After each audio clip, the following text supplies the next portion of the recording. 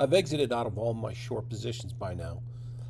I do have a long position in QQQX, which will make money if it goes sideways or upwards. Now we look like we're still on track for the market to continue up in a bear trap right here, and then at this point we expect it to plunge. If it goes a penny over this, we'll start selling hard. Netflix is one of the shorts that I got out of, and you can see that Netflix really is struggling against the S&P here.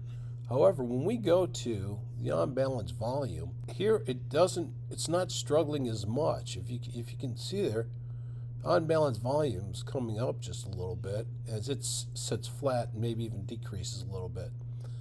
Now what I've got here is I got a marker here because I want to make a decision on Netflix before its earnings here, whether to short it or not. Here's another look at Carvana. Carvana is up again today, quite strong. I don't know how long Carvana can last like this, but the fundamentals of Carvana is very sick. As you can see, the last three earnings were misses. The next one's probably going to be a miss. I mean, I think the next earnings, they're expecting, an estimate of a $1.77 loss. So that's not even asking much of Carvana. So even if it does hit it, it's still losing money. Here's another one. Taking a look at Disney. Disney has been struggling. About November is when the downtrend started. It was the peak in the Qs.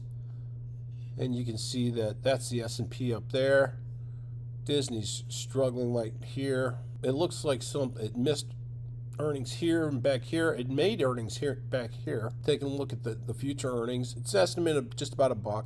We'll see what happens. But that is a potential short right there. Let's take a look at on-balance volume. It's just coming down straight. Might be a little bullish right there at the very end. I'm not going to short anything until the Qs get up here. At this point, this is when I'll start shorting anything in the market. Unless, of course, the Qs turn down quicker. Looking at Shopify. Shopify is not a short anymore. Looking at that on-balance volume, it's going upwards, even with the slight downtrend. So that's probably one I won't I might come back to it. I'm not positive. We'll see how things develop.